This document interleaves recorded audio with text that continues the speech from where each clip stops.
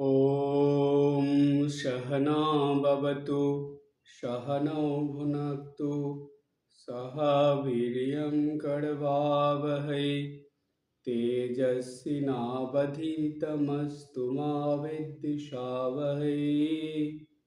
ॐ शान्ति शान्ति शान्तिः। কঠোপনিষদের ধারাবাহিক আলোচনা চলছে। এই ধারাবাহিক আলোচনায় আমাদের আলোচিত হয়েছে এর আগের সপ্তাহে কঠোপনিষদের প্রথম অধ্যায়ের দ্বিতীয় বল্লীর ৯ নম্বর মন্ত্রটা আলোচনা করেছি আমরা, অর্থাৎ এটা আলোচিত হয়ে গেছে। আজকে যেই মন্ত্রটা আলোচনা হবে সেটা হলো প্রথম অধ্যায়ের দ্বিতীয় বল্লীর 10 নম্বর মন্ত্র। এই 10 নম্বর মন্ত্রে কি বলছে, যমরাজ নচিকেতাকে কি বলেছেন সেটা ভালোভাবে বোঝার জন্য আমাদেরকে 9 নম্বর মন্ত্রে কিছুটা জেনে নিলে বা আবার একটু শুনে নিলে 10 নম্বর মন্ত্রটা বুঝতে সুবিধা হবে।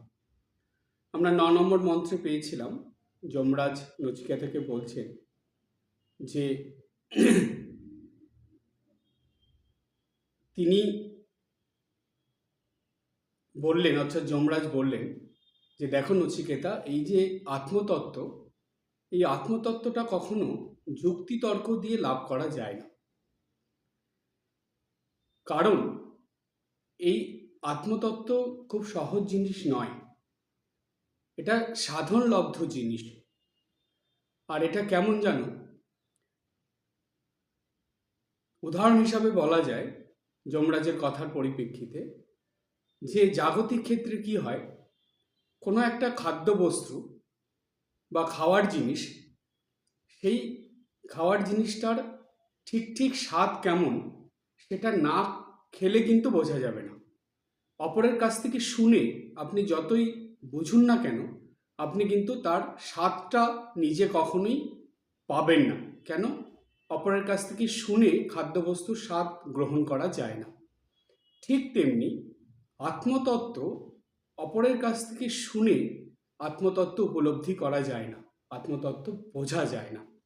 তাহলে কিভাবে এটাকে বুঝতে হবে? তখন যমরাজ বললেন, এমন কোনো আচার্যকে ধরতে হবে বা এমন কোনো আচার্যের কাছ থেকে এই আত্মতত্ত্বের শিক্ষা গ্রহণ করতে হবে যেই আচার্য এই আত্মতত্ত্ব উপলব্ধি করেছেন বা আত্মতত্ত্ব লাভ করেছেন। সেই রকম আচার্যের কাছ থেকে তোমাকে এটা শুনতে হবে। এটা বলার পরে, তার কাছ থেকে শোনার পরে, কারণ তিনি যেটা বলবেন সেটা হলো নিজস্ব উপলব্ধির কথা বলবেন, সম্পূর্ণ সত্যি বলবেন, মিথ্যা একটু কিছু বলবেন না। কেন? যেহেতু তিনি সেটা সাধনা করে উপলব্ধি করেছেন। কিন্তু এটা শোনার পরেও সেটা তোমার কাছে সম্পূর্ণ পরিষ্কার হবে না, বা তুমি এটা শুনেও আত্মতত্ত্ব লাভ করতে পারবে না। কেন পারবে না? কারণ এটা শোনার পর তোমাকে সাধনা করতে হবে, নিজে চেষ্টা করতে হবে, নিজের ক্রমাগত চেষ্টার দ্বারা, অভ্যাসের দ্বারা, সাধনার দ্বারা তবেই তুমি এই আত্মতত্ত্ব লাভ করতে হলে ক্রমাগত চেষ্টা, অভ্যাস এবং সাধনার দরকার। যেমন কি হয়, আমরা যখন কোনো কিছু পড়াশোনা করি বা নতুন কিছু জানি, সেটা বোঝার জন্য আমাদেরকে মাতা পিতার বা আত্মীয় স্বজনের কিংবা শিক্ষক শিক্ষিকাদের সাহায্য নিতে হয়। কিন্তু তারা তো আমাদের সাহায্য করলো, তারা আমাদের বুঝিয়ে দিল, বলে দিল, কিন্তু করতে হবে কাকে? সেটা ভালোভাবে বুঝতে হলে, জানতে হলে নিজেকে করতে হবে। ঠিক তেমনি এই শুধু আত্মতত্ত্ব নয়, আপনারা এটা খুব মন দিয়ে শুনে রাখুন এবং সর্বদা মনে রাখবেন যে সাধনা মাত্রেই নিজস্ব উপলব্ধির বিষয়। গুরুদেব আপনাকে সাধনা করার পথ পদ্ধতি বলে দিয়েছেন। সাধু সন্ন্যাসীরা, মহারাজরা আপনাকে কিভাবে সাধনা করতে হবে, সাধন পথে অসুবিধা হলে কি করতে হবে, সেগুলো বলে দিচ্ছেন। আপনার সমস্যা অসুবিধা দূর করার জন্য যা যা করণীয় সেগুলো বলছেন। শাস্ত্রে দৈনন্দিন জীবনে কিভাবে চললে ভালোভাবে সাধন ভজন করা যায় সেগুলো বলছে। কিন্তু একটু ভালো করে চিন্তা করে দেখবেন, গুরুদেবের কথা, সাধু মহারাজদের কথা, শাস্ত্রর কথা, এগুলো সবই কিন্তু সাহায্যের পর্যায় পড়ছে। অর্থাৎ আপনাকে সাহায্য করার জন্য, আপনার সাধন পথে অসুবিধা দূর করার জন্য, আপনার উপকারের জন্য এই কথাগুলো আপনাকে বলা হচ্ছে বা আপনি শুনছেন। কিন্তু ঠিকভাবে সাধনা করে ঈশ্বর লাভ করতে হলে বা ঠিকভাবে সাধনা করে আত্মতত্ত্ব উপলব্ধি করতে হলে এই সাধনার যে অঙ্গগুলো যেগুলো আপনি শুনেছেন, জেনেছেন, সেগুলো দৈনন্দিন জীবনে কাকে পালন করতে হবে? সেটা তো আপনাকেই করতে হবে। সেটা অন্য কেউ করে দেবে না। এটা আপনার গুরুদেবও করে দেবে না, এটা কোনো সাধু সন্ন্যাসীও করে দেবে না, এটা শাস্ত্রও করে দেবে না। এটা আপনাকেই করতে হবে। তাই বলা হয় যে জগৎ সংসারে জাগতিক ক্ষেত্রে যে কোনো কাজই আপনি অপরকে দিয়ে করিয়ে নিতে পারেন, অপরে করে দিলে হয়ে যায়। কিন্তু একমাত্র আধ্যাত্মিক ক্ষেত্রে আপনি যাই বলুন না কেন, প্রার্থনা জপ থেকে শুরু করে সাধন ক্ষেত্রে যা যা করা হয় সব কিছুই কিন্তু নিজেকে করতে হয়, একদম নিজের চেষ্টায় করতে হবে। এটা অপরে কেউ করে দেবে না। তাই বলা হয় যে সাধনা হলো উপলব্ধির জিনিস। এই ধর্ম মানে স্বামী বিবেকানন্দ তার বক্তৃতার মধ্যে বলছেন যে ধর্মটা শুধু মুখের কথার কথা নয়, বা ধর্মটা কোনো এমন কিছু নয় যেটা শুধু শুনলাম বললাম এতে ধর্মজীবন হয়ে গেল বা ধর্ম পালন হয়ে গেল। না, এটা একদমই নয়। এটা সম্পূর্ণ ভুল ধারণা। ধর্ম মানেই হলো উপলব্ধি এবং অনুভূতির বিষয়। ধর্ম মানেই হলো উপলব্ধি এবং অনুভূতির বিষয়। তাই যত সাধনা করা যায় তত বোঝা যায় যে হ্যাঁ, অবশ্যই ঈশ্বর আছেন, তার দেখা পাওয়া যায়, মানে তার দর্শন মেলে, তিনি আমাদের প্রার্থনা শোনেন, তার সঙ্গে কথা বলা যায় এবং তার রূপ দর্শন করে তার কাছে থেকে তার সেবা করা যায়। এটা একদমই সত্যি। কিন্তু কখন সত্যি সেটা? যখন সেটা আমাদের জীবনে উপলব্ধির মধ্যে চলে আসে। এবার নচিকেতাকে তখন যমরাজ বললেন, নচিকেতার প্রশংসা করলেন, প্রশংসা করে বললেন যে দেখো নচিকেতা, তুমি এই জাগতিক অনিত্য অসুখকর কোনো কিছুর মধ্যে নিজেকে আটকে না রেখে তুমি এগুলো সব ত্যাগ করে দিয়েছ। তোমার মনে এই জাগতিক কোনো কিছু পাওয়ার কামনা, বাসনা, লোভ, লালসা কিচ্ছু নেই। তুমি কি করেছো? যেই মনে জাগতিক সব কিছু বদ্ধ হয়ে থাকে, জাগতিক কামনা, বাসনা, লোভ, লালসা দিয়ে যেই মন ভর্তি হয়ে থাকে, সেই মন দিয়ে আত্মতত্ত্ব, ঈশ্বর তত্ত্ব কখনো লাভ করা যায় না। তাই কি করতে হয়? মন থেকে এগুলো সরাতে হয়। এই সাধন ভজন, নিত্যদিনের জপ, ধ্যান, প্রার্থনা, পূজা পাঠ, সাধনা, আরাধনা, এগুলো কেন জানেন? কেন করতে হয়? কখনো মনে প্রশ্ন আসে যে নিত্যদিন এগুলো কেন করা দরকার?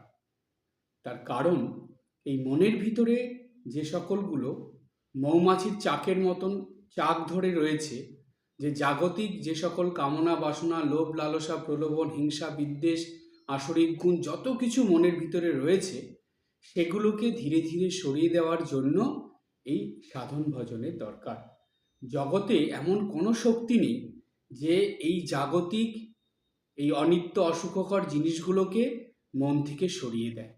একমাত্র সাধন ভজনের শক্তির দ্বারাই এগুলো মন থেকে সরে যায় বা সরানো যায়। তাই তো নিত্যদিন এই সাধন ভজনের কথা বলা হয় যে নিত্যদিন প্রার্থনা, জপ, ধ্যান, পূজা পাঠের মধ্যে দিয়ে জীবনে ক্রমাগত উন্নতির পথে চলতে হয়। কেমন উন্নতি? যেটা বিষয়মুখী মনকে ঈশ্বরমুখী করে দেয়।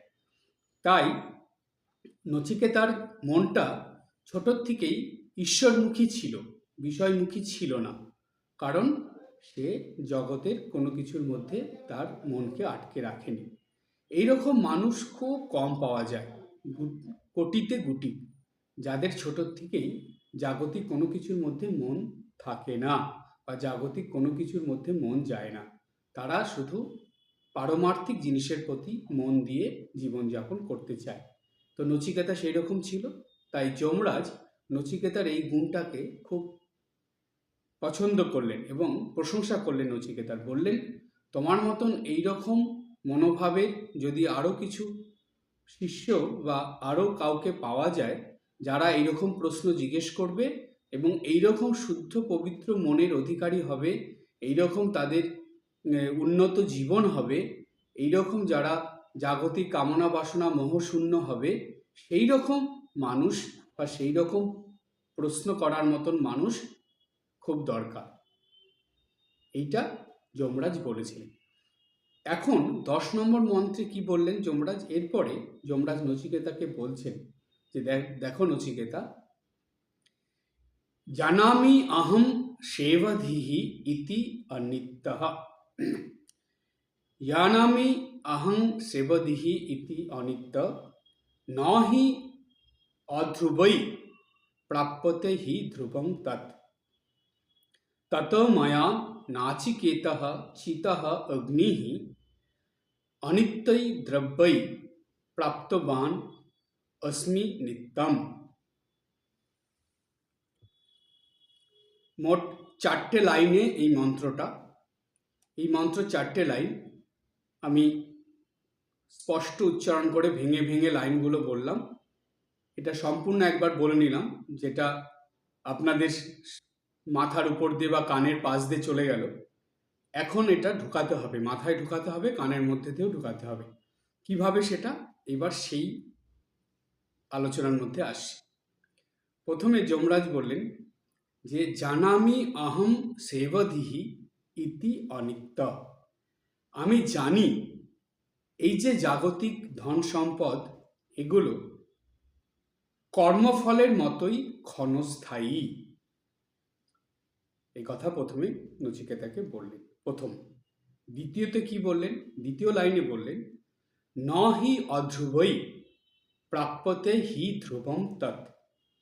বলছে আর এই যে অনিত্য বস্তু, জাগতিক যে সকল বস্তুগুলোই অনিত্য, এই জাগতিক অনিত্য বস্তু দ্বারা নিত্য বস্তু অর্থাৎ আত্মতত্ত্ব বা পরমাত্মাকে কখনোই লাভ করা যায় না, কখনোই পাওয়া যায় না।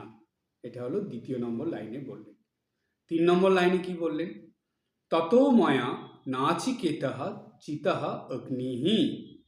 বলছে সুতরাং এই যে নাচিকেত অগ্নি, যেটা সেই অগ্নিটা আমি চয়ন করেছিলাম, যার দ্বারা আমি এই যমপদ প্রাপ্ত হয়েছি, যমপদটা পেয়েছি। কিন্তু বলছে এই নাচিকেত অগ্নি কিন্তু জাগতিক জিনিস দিয়েই করা হয়েছে, তার ফলে অনত্যৈ দ্রব্যৈ প্রাপ্তবান अस्मि নিত্যম। বলছে যার ফলে কি হয়েছে, এই যে যমপদটা আমি পেয়েছি এটা কিন্তু আপেক্ষিক, এটা দীর্ঘস্থায়ী নয়, এটাও কিছুদিন স্থায়ী, তারপরে এটাও চলে যাবে। তাই বলছে ফলে এই অনিত্য বস্তু দ্বারা আপেক্ষিক যমপদ আমি প্রাপ্ত হয়েছি। এই যে মন্ত্রটা বললেন নচিকেতাকে যমরাজ, এর মধ্যে ভীষণ গুরুত্বপূর্ণ কতগুলো কথা উনি বলে দিলেন, যেটা দৈনন্দিন জীবনে অবশ্যই মনে রেখে চলা প্রয়োজন। প্রথমে কি বললেন? প্রথমে বললেন যে দেখো নচিকেতা, আমি এটা খুব ভালোভাবে জানি যে জাগতিক যা কিছু আছে, ধন সম্পত্তির থেকে আরম্ভ করে আত্মীয় স্বজন, বন্ধু বান্ধব, সন্তান সন্ততি অর্থাৎ ছেলে মেয়ে, স্বামী স্ত্রী, যাই বলুন, সবই তো জাগতিক। এই জাগতিক সব কিছুই কিন্তু অনিত্য অর্থাৎ ক্ষণস্থায়ী। আর জগৎ সংসারে থেকে এই অনিত্য ক্ষণস্থায়ী বস্তু নিয়ে মানুষ যে সকল কর্ম করে, সেই কর্মগুলোর যে ফল সেটাও কিন্তু ক্ষণস্থায়ী, অর্থাৎ এটাও দীর্ঘস্থায়ী নয়।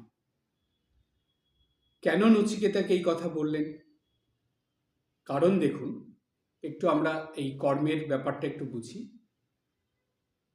খুব সত্যি কথা যে জাগতিক সব কিছুই যদি অনিত্য হয়, তাহলে এই অনিত্য সকল বস্তু নিয়ে যখন মানুষ কর্ম করছে, সেই কর্মের ফল কি করে নিত্য হবে? কখনো হতে পারে? কখনোই হতে পারে না। তাই যমরাজ বললেন যে অনিত্য জগতে যে কর্ম মানুষ করছে, সেই কর্মের ফলও কিন্তু স্থায়ী নয়, এটা হলো ক্ষণস্থায়ী, দীর্ঘস্থায়ী নয়। তাহলে আমরা যে সকল কর্মগুলো করছি সেগুলো বলছে, সেখানেই কথা যে আমরা যেই সকল অশুভ কর্ম বা খারাপ কর্ম যেগুলো করছি সেগুলোরও ফল যেমন ক্ষণস্থায়ী, আবার যেগুলো শুভ কর্ম, ভালো কর্ম যেগুলো করা হচ্ছে সেগুলোর ফলও কিন্তু ক্ষণস্থায়ী। এখন মনে প্রশ্ন জাগবে, তাহলে মহারাজ এই যে আমরা এত সকাল থেকেই এত ভালো কাজ, শুভ কাজ, পুণ্য কাজ যে করছি, এগুলোর ফলও ক্ষণস্থায়ী, তাহলে এগুলো করে কি লাভ? তখন তারপরে বলছে যে এই লাভের কথায় আমি আসছি, দ্বিতীয় লাইনটায় বলছে, আর অনিত্য বস্তু দ্বারা নিত্য বস্তু পরমাত্মাকে লাভ করা যায় না। এটা ঠিক যে যখন কর্মের দ্বারাই তো ঈশ্বরকে লাভ করতে হবে বা পরমাত্মাকে লাভ করতে হবে, কিন্তু কর্মই যদি ক্ষণস্থায়ী হয়, কর্মই যদি অনিত্য হয়, তাহলে এই নিত্য, তারপরে চিরস্থায়ী এই পরমাত্মাকে কি করে লাভ করা যাবে? এই কর্ম দিয়ে তো লাভ করা যাবে না।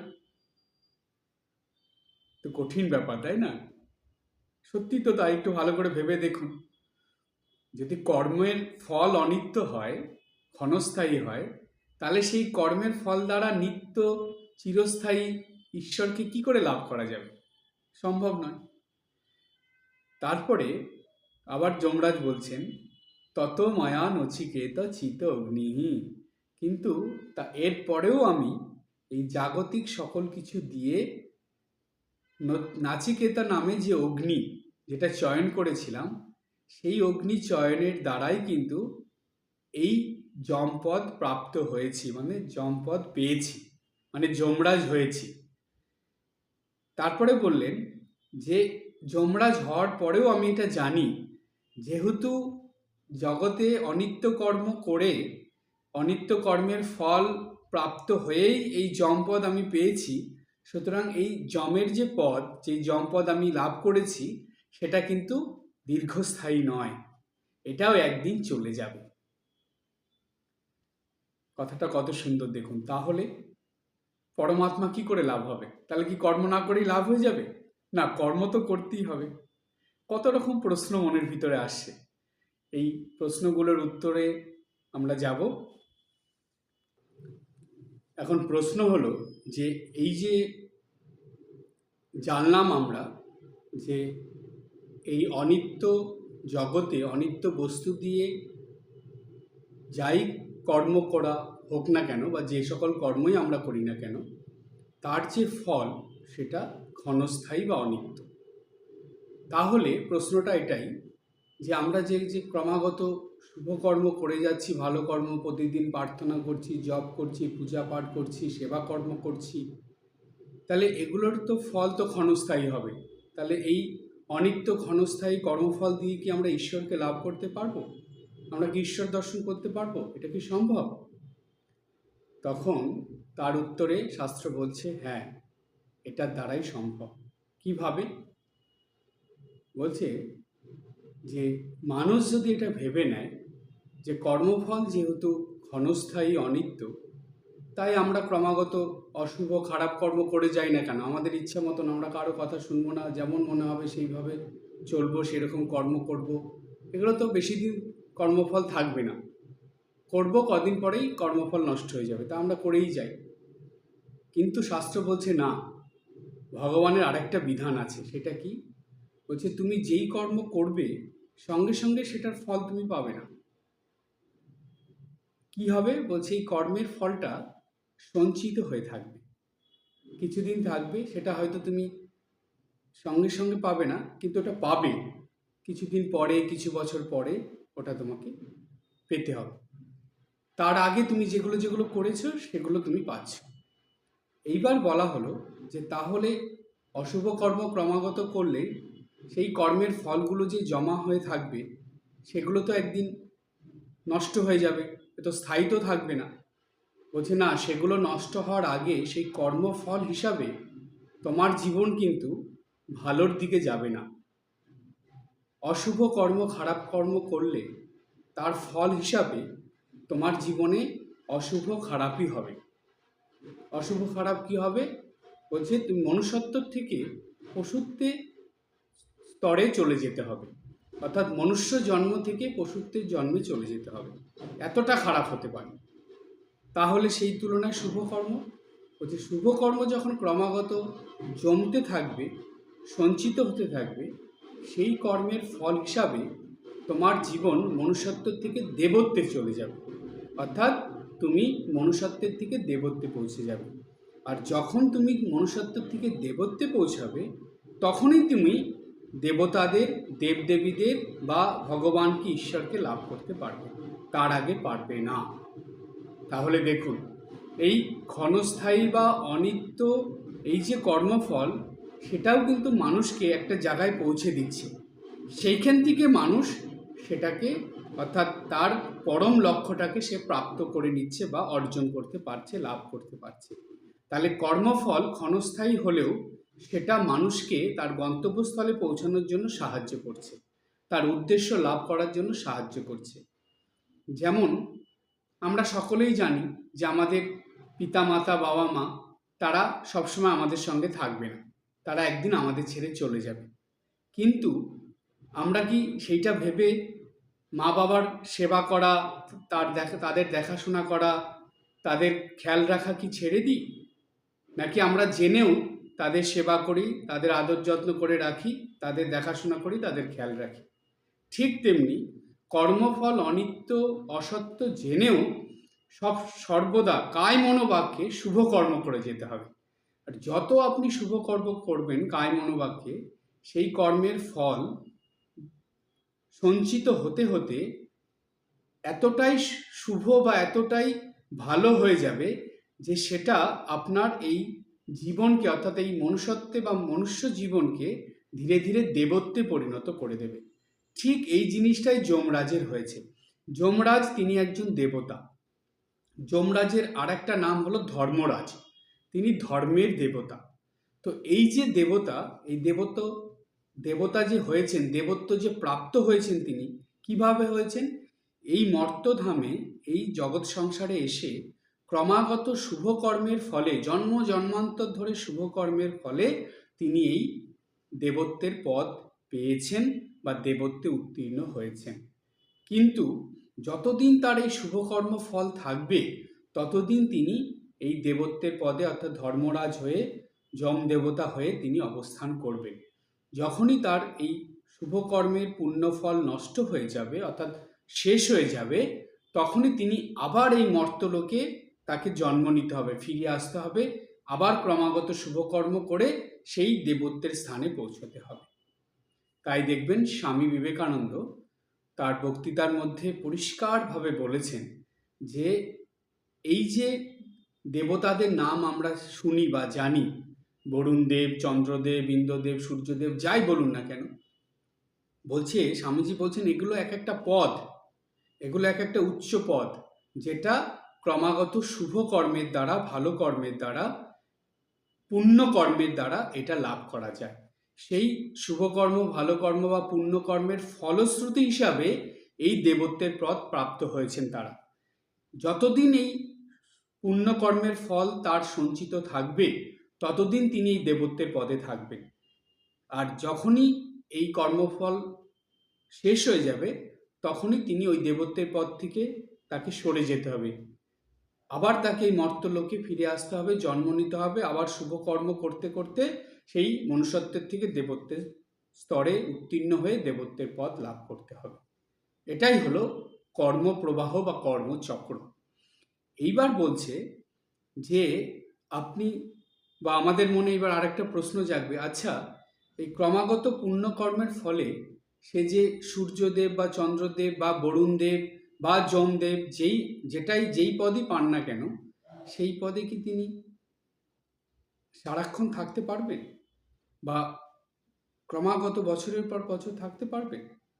তখন বলছে যে না, কর্মের বিধান সেরকম না। কেমন তাহলে? বলছে যে সকল শুভ কর্মের জন্য, পুণ্য কর্মের জন্য তিনি এই গুরুত্বপূর্ণ দায়িত্ব বা পদ পেয়েছেন, সেইখানে গিয়েও তাকে কর্ম করতে হবে। যত দেবদেবীদের আপনারা দেখেন, ধরুন এই যম দেবতার কথা যেটা এখানে বলা হচ্ছে, তার কিন্তু নিত্যদিন প্রচুর কাজ। তাকে অনেক দিক খেয়াল রাখতে হয়। মানুষের কর্মের হিসাব রাখতে হয়, ধর্ম অধর্মের হিসাব করতে হয়, তারপরে আমরা শাস্ত্রে যেটা পাই, স্বর্গে যাবে না নরকে যাবে সেগুলো দেখতে হয়, কার কবে মৃত্যু হবে সেগুলো ঠিক করতে হয়, জন্ম কখন হবে, কবে হবে বা কোথায় হবে সেগুলো ঠিক করতে হয়। অর্থাৎ যম দেবতার প্রচুর কাজ আছে। অর্থাৎ কর্মের ফলে যারা নাকি পাওয়ার পায়, মানে পাওয়ার পজিশন পায়, পদমর্যাদা পায়, সেইখানে অধিষ্ঠিত হয়ে তাদেরকে কিন্তু কর্ম করতে হয়। আর সেই কর্ম শুভ কর্ম করতে হয়। সেই কর্ম যদি সে ঠিকভাবে না করে, ভালো কর্ম না করে, তাহলে কিন্তু সেই গুরুত্বপূর্ণ দায়িত্ব বা পদ থেকে তাড়াতাড়ি তাকে সরে যেতে হবে। কেন? যেহেতু সে ভালো কর্ম করছে না, তাই তার পুণ্যকর্মের সঞ্চিত যে কর্মফল সেটা তাড়াতাড়ি নষ্ট হয়ে যাচ্ছে। তাই তাকে তাড়াতাড়ি সেইখান থেকে আবার মর্ত্যলোকে এসে জন্ম নিতে হবে, সেই পদ থেকে তাড়াতাড়ি সরে যেতে হবে। আর যারা ভালো কাজ করে তাদেরকে সেই পদে দীর্ঘ সময় ধরে রেখে দেওয়া হয় বা তারা থাকতে পারে। এই হলো কর্মের বিধান। তাই আমাদেরকে কি করতে হবে? আমাদের নিত্যদিন কায় মনোবাক্যে ক্রমাগত শুভকর্ম করতে হবে। শরীর দিয়ে শুভকর্ম করতে হবে, চিন্তা ভাবনার মধ্যে শুভ চিন্তা ভাবনা রাখতে হবে, এবং বাক্যে মানে কথাবার্তার আচার ব্যবহারের মধ্যেও সর্বদা ভালো শুভ রাখতে হবে। এটা যদি আমরা ক্রমাগত করে যেতে পারি, এই কর্মের ফলই আমাদেরকে মনুষ্যত্বের থেকে দেবত্বে উত্তীর্ণ করে দেবে। এবং যখনই আমরা দেবত্বে উত্তীর্ণ হয়ে যাব, তখনই ধীরে ধীরে এই দেবতাদের দর্শন পেয়ে, ঈশ্বরের ভগবানের দর্শন পেয়ে আমরা মানুষ থেকে দেবতায় পরিণত হয়ে যাব। তাই স্বামীজি বললেন যে ছিলে পশু, হয়েছ মানুষ, হতে হবে দেবতা। আর সেটা এই কর্মফলের দ্বারাই মানুষকে প্রাপ্ত করতে হয় বা অর্জন করতে হয়। এটা ছিল যমরাজের কথার অর্থ। এবার আরেকটু আছে যেটা আলোচনার মধ্যে আসবো। এখন এই যে সেবাকর্ম, অর্থাৎ এই যে পুণ্যকর্ম শুভকর্ম, এই কর্মের মধ্যেও আবার দুটো ভাগ আছে। কি দুটো ভাগ? বলছি একটা হলো সকাম কর্ম আর একটা নিষ্কাম কর্ম। এই দুটোই কিন্তু শুভ, ভালো কাজ, কিন্তু একটা সকাম একটা নিষ্কাম। বলবেন মহারাজ সকাম কর্মটাকে আপনি ভালো বলছেন, শুভ বলছেন? হ্যাঁ, কারণ সকাম কর্ম যে সবসময় বা সর্বদাই খারাপ হয় এমন নয়। সকাম কর্মর মধ্যে দিয়েও মানুষ দৈনন্দিন সাধন ভজন জপ ধ্যান করে, তার কর্তব্য কর্ম পালন করে, সংসারে, পরিবারে, সমাজে, কর্মক্ষেত্রে সব জায়গায় কর্ম করে, তারা সেইভাবে জীবনযাপন করে, কিন্তু কর্মের মধ্যে সকাম ভাবটা থাকে। আর কিছু মানুষ আছে যারা নিষ্কাম ভাব নিয়ে কর্ম করে। তারাও পূজা পাঠ, জপ ধ্যান, প্রার্থনা এগুলো সব করছে, সংসার, পরিবারে, সমাজে, কর্মক্ষেত্রে কাজ করছে, সব কিছুই করছে, কিন্তু তাদের কর্মের ভাবটা হলো নিষ্কাম ভাব নিয়ে তারা করছে। তাহলে দুটোই শুভ কর্ম, কিন্তু এর মধ্যে ভাবের তারতম্য ঘটছে।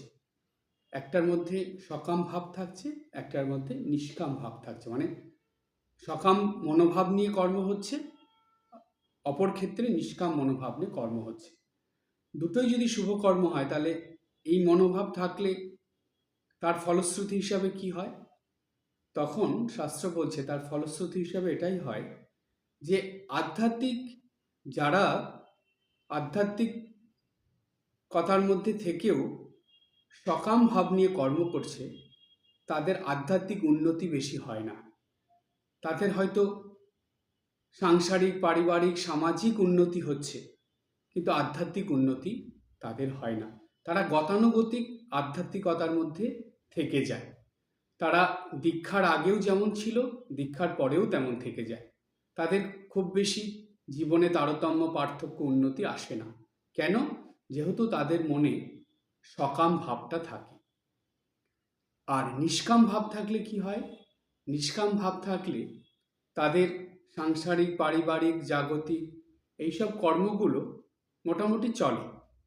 সেগুলো যে বন্ধ হয়ে যায় বা নষ্ট হয়ে যায় তা না, সেগুলো চলতে থাকে। কিন্তু জাগতিক উন্নতি তত তাদের হয় না, কিন্তু তাদের আধ্যাত্মিক উন্নতি অনেকটাই হয়ে যায়। দীক্ষার পরে তাদের জীবনে ক্রমাগত পরিবর্তন হতে থাকে। তারা ক্রমাগত ঈশ্বরের দিকে এগিয়ে চলতে থাকে।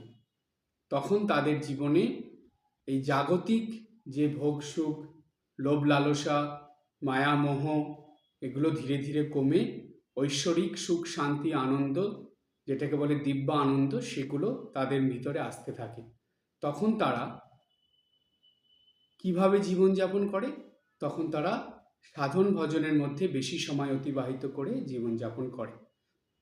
ঠাকুর বলছেন এই নিষ্কাম ভাব নিয়ে যখন মানুষ দৈনন্দিন জীবনযাপন করতে থাকে, সাধন ভজনের মধ্যে ধীরে ধীরে ডুবতে থাকে, তখন তাদের এই বিষয়ের সব কিছুই আলুনি লাগে। ঠাকুর ঠিক এই শব্দটা উচ্চারণ করছেন, এগুলো সব আলুনি লাগে, অর্থাৎ এগুলোর মধ্যে তখন তারা আর কোনো সুখ, শান্তি, আনন্দ পায় না। সেগুলো তাদের মনের ভিতরে কোনো প্রভাব বিস্তার করে না। যেটা জাগতিক আনন্দ তাদের কাছে তখন দূরে সরে যায়। তখন তাদের কাছে আধ্যাত্মিক আনন্দ প্রকাশিত বা প্রস্ফুটিত হয়ে ওঠে। তারা সেই দিকেই ছুটে যায়। আর যারা সকাম ভাব নিয়ে কর্ম করে, তাদের কাছে ওই আধ্যাত্মিক আনন্দ বা পারমার্থিক আনন্দ এটা দূরে যেমন ছিল তেমন দূরেই থেকে যায়। সেটা তাদের আর জীবনে লাভ করা হয় না। তারা জাগতিক ওই ভোগ সুখের আনন্দ নিয়েই মেতে থাকে। তাই বলা হচ্ছে যে দুটোই শুভ কর্ম। সকাম ভাব নিয়ে করলেও সেটা ভালো কর্ম, নিষ্কাম ভাব নিয়ে করলেও সেটা ভালো কর্ম। কিন্তু দুটোর মধ্যে পার্থক্য এই, একটা গতানুগতিক আধ্যাত্মিকতা চলে, জাগতিক ক্ষেত্রে উন্নতির দিকে তারা ছোটে, এবং আরেকটা জাগতিক দিকে গতানুগতিক চলল কিন্তু আধ্যাত্মিক দিকে উন্নতি হয়। এই পার্থক্যটা থাকে। তাই দেখুন, নিষ্কাম ভাব নিয়ে দৈনন্দিন ভোরবেলা থেকে রাত পর্যন্ত কিভাবে চলতে হয়, কিভাবে কাজ করতে হয়, কিভাবে চিন্তা ভাবনা কেমন করতে হয়, আচার ব্যবহার কেমন করতে হয়, কথাবার্তা কেমন বলতে হয়, প্রত্যেকটা শিক্ষা শ্রীমা সারদা দেবীর জীবনে পরিষ্কারভাবে দেওয়া আছে। মায়ের জীবনীটা যদি খুব ভালো করে পড়েন, যদি চিন্তা করেন, দেখবেন এই নিষ্কাম ভাব নিয়ে দৈনন্দিন জীবনযাপন করা একদম কঠিন নয়। এটা খুবই সহজ। শুধু শ্রীমা সারদা দেবীর এই কর্ম পদ্ধতিটা অবলম্বন করে চলতে হবে। তাহলেই আমরা দৈনন্দিন জীবনে সকল কর্তব্য কর্ম করেও আধ্যাত্মিকতার দিকে ক্রমাগত এগিয়ে যাব। ক্রমাগত আমাদের জীবন মনুষ্যত্বের থেকে দেবত্বের দিকে চলে যাবে। ক্রমাগত জীবন এই অনিত্যর থেকে নিত্যতে গিয়ে পৌঁছাবে। অর্থাৎ আমরা তখন এই আত্ম উপলব্ধি, ঈশ্বর উপলব্ধি করতে পারবো। যেই পথ সংসারে থেকেও কি করে আত্ম উপলব্ধি করা যায়, ঈশ্বর লাভ করা যায়, সেটা কিন্তু শ্রীমা সারদা দেবী নিজের জীবনে করে দেখিয়ে দিয়ে গেছেন যে এই সহজ পথ ধরে তোমরা চলো, তোমরাও সংসারে শত সমস্যা, অসুবিধা, ঝামেলার মধ্যে থেকেও দৈনন্দিন আধ্যাত্মিক জীবন যাপন করে নিষ্কাম ভাব মনে রেখে যদি চলতে পারো, তাহলেই তোমরা ঠিক জীবনের শেষে অন্তিমে গিয়ে ঠাকুরের কাছে গিয়ে পৌঁছবে, আমার কাছে এসে পৌঁছবে। ঠাকুর এসে তোমার হাত ধরে নিয়ে যাবেন, আমি মা আছি, আমি মা থাকতে তোমাদের ভয় কি। এই হলো এই আধ্যাত্মিক পথে চলার, নিষ্কাম ভাব নিয়ে চলার সহজ পথ। তাই শ্রীমা সারদা দেবী হলেন যে আধ্যাত্মিক পথের বা আধ্যাত্মিক জীবনের এবং ঈশ্বর উপলব্ধির পথের এবং পারমার্থিক বস্তু লাভের পথে একমাত্র মা বা দেবী, যিনি ক্রমাগত তার সন্তানদেরকে শত সমস্যা, ঝামেলা, অসুবিধার মধ্যে থেকেও হাসি মুখে এগুলো পার করে ঈশ্বরের কাছে পৌঁছে দেওয়ার পথ বলে দিয়ে গেছেন এবং নিজের জীবনে পালন করে দেখিয়ে দিয়ে গেছেন। তাই আমাদের উপনিষদের যে কথা আমরা আজকে জানলাম, সেই কথার শেষে আমরা পাই যে যেই কথাগুলো যমরাজ নচিকেতাকে বলেছিলেন, সেই কথাগুলো মনে রেখে আমাদের চলতে হবে। এবং কিভাবে চলতে হবে? সারদা মা যে পথ ধরে আমাদের চলার নির্দেশ দিয়ে গেছেন, যেই পথ ধরে চলতে শিখিয়ে দিয়ে গেছেন, সেই পথ ধরেই চলতে হবে।